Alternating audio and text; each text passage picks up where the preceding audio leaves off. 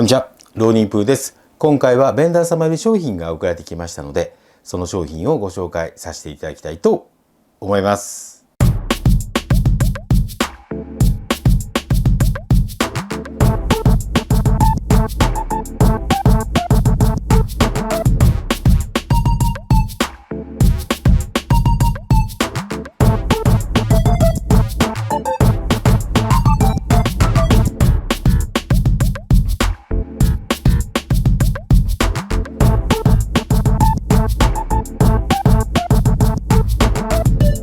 はい、今回はですね、こちら、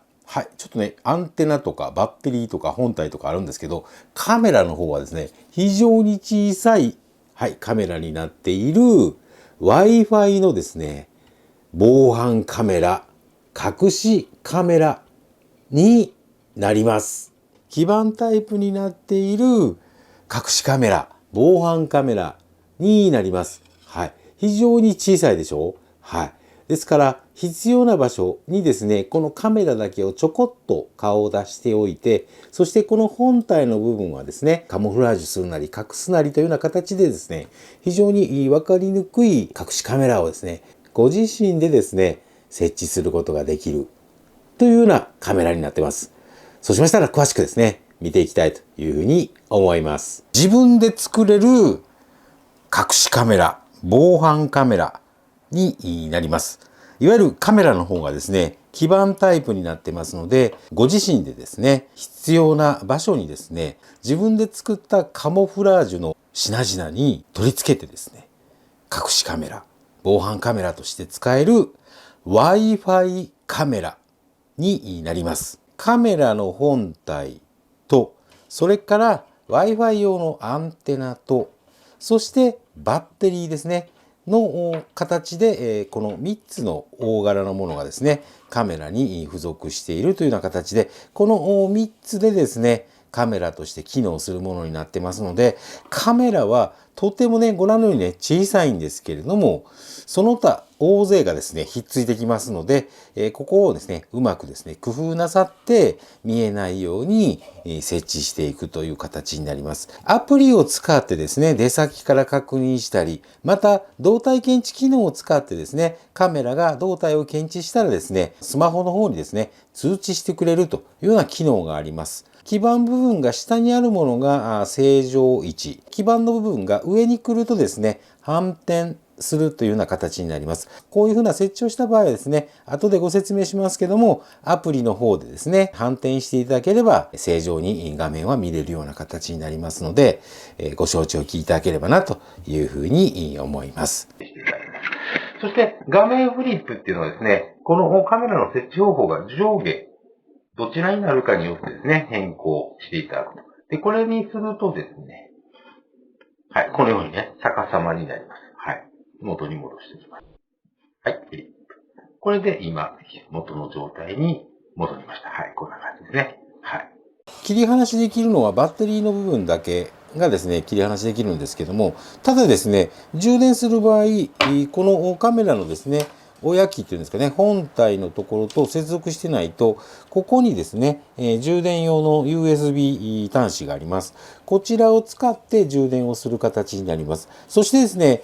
充電がいつ完了するのかっていうのはですね、わからないので、ご自身でですね、時間の方をですね、確認していただく必要があります。充電時間なんですけれども、4時間フル充電で6時間から7時間ですね、記録できるという形になっています。いつ充電が完了したのかっていうのもないので、ご自身で時間を計っていただいて、抜いていただくと、充電を終了していただくというふうな形になりますので、その辺ご承知おきいただきたいというふうに思います。そしてこちらですね、上側のところにですね、マイクロ SD カードのスロットルがあります。そしてですね、電源なんですけども、こちらにあります。そしてこちらの電源をオンにしていただくとですね、このようにですね、動作確認のランプがつくというような形になって非常にシンプルです。で、デフォルトの場合はですね、基本ですね、ここオンにするとですね、もう自動的に記録が始まるというふうな形になっています。アプリの方で設定していただくんですけれども、継続的な録画なのか、それとも動態を検知した時だけの録画なのかというのをですね、選択することができますので、その設定に合わせてですね、動作します。デフォルトの場合はですね、この電源がオンになるとですね、自動的に記録が始まって、約6時間から7時間ですね、記録することが可能。3分単位でファイルが分割されますので、長時間記録された場合ですね、かなりのファイルができますので、ご注意なさっていただきたいというふうに思います。電源オフにしていただければですね、これで撮影終了というふうな形になります。画質の方がですね、1080p という形になっています。はい。はい。そうしますとですね、今こちらにカメラがあるんですけども、このようにですね、今映っています。はい。いかがでしょうかね。はい。そしてこちら右上の方ですね、四角いアイコンみたいなのがあるんですけども、こちらをタップしていただくとですね、はい。このようにですね、拡大化された状態に検知する形になりますので、何かカメラに反応があるとですね、動態を検知しましたよということで、スマホの方にですね、このようにですね、通知が来るようになります。はい。そしてこちらの方はですね、服に取り付けたり、本の間に設置したりですね、お使いになられる方のアイデア次第でですね、いろいろな設置方法、隠しカメラを作っていただくということができるものになっています。USB 電源取っていただければ、持続的にですね、稼働させることができるようになっています。上書き録画するような形になりますので、SD カードがいっぱいで、記録できないというような形にはなりません。マイクロ SD カードの方はですね、128GB まで対応しているというふうな形になっています。Wi-Fi なんですけども 2.4 ギガだけではなくって5ギガの Wi-Fi にも対応しているアプリの方をご覧いただきたいと思います。どうぞ。カメラとそれからアプリの方と連携してますので、アプリの方を見ていきたいというふうに思います。で、今すでにですね、ここもうカメラ追加してますので、ここにカメラのアイコンがありますけれども、初めて追加するときにはですね、ここに追加、もしくはこのプラスボタンを押していただいて、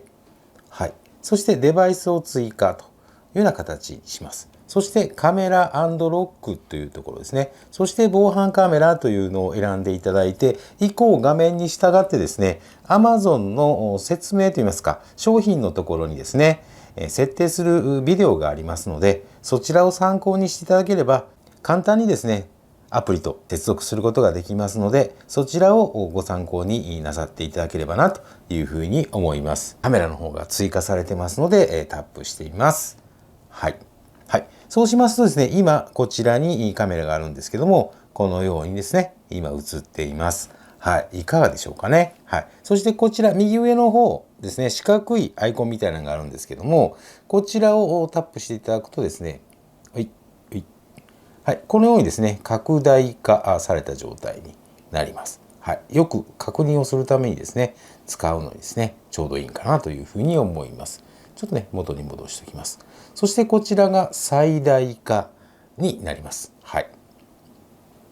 はい、元に戻ります。はい。そしてこちらがですね、スクリーンショット、それから動画というのをですね、こう撮ることができます。はい、プチッ。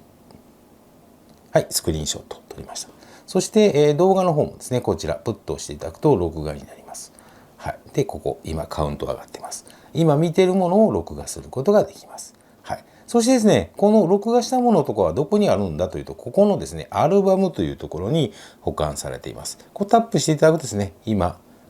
はい、記録した写真と、それからですね、動画の方がですね、ここに記録されているというような形になります。はい。はい。で、今、操作しましたように、通常、こういうような形でデフォルトになってるんです。デフォルトこんな感じになってるんですけれども、ここをタップしていただくと、ちょっと詳細のメニューが出てくるというような形になってるんですね。そして、こちら、リプレイというのがですね、記録した映像をですね、確認するためのものになっています。で、この青い波があるところにですね、この時間帯に記録されている映像を確認することができます。例えば、この辺に持っていこうかな。はい。になるとですね、この時間帯の記録っていうのがですね、記録されているというふうな形になっています。そしてこちらもですね、同じようにですね、録画とスクリーンショットを撮ることができるようになっています。はい。そして、テーマカラーということで、あんまり使うことないと思うんですけど、こちらですね、画面の色ですね、色目っていうのをね、こういうふうにね、変えていただくというのができるようになっています。そして、動体検知ですね。今これオフになってるんですね。これをオンにするとですね、動体検知する形になりますので、何かカメラに反応があるとですね、動体を検知しましたよということで、スマホの方にですね、このようにですね、通知が来るようになります。こちらですね、一番下にあるこのメッセージっていうのがあるんですけど、ここを開いていただくと、今の、内容をですね、確認することができるようになっています。設定なんですけども、この右上にちょぼちょぼちょぼって3つあるんですけど、こちらをタップしていただくと設定をすることができます。で、基本設定というところがあります。で、これ表示ランプってあんまり関係ないんですけども、このカメラというよりもこの本体のところですね。ここにね、こういうランプがあるんですけども、こちらの方をですね、ポチッと押していただくと消えるんですね、これね。で、また押していただくとですね、表示とつくというような形になっています。ですから、設置する場所によってはですね、光ってもらうと困るなというような場合はですね、ここ設定していただきます。そして、画面フリップっていうのはですね、このカメラの設置方法が上下、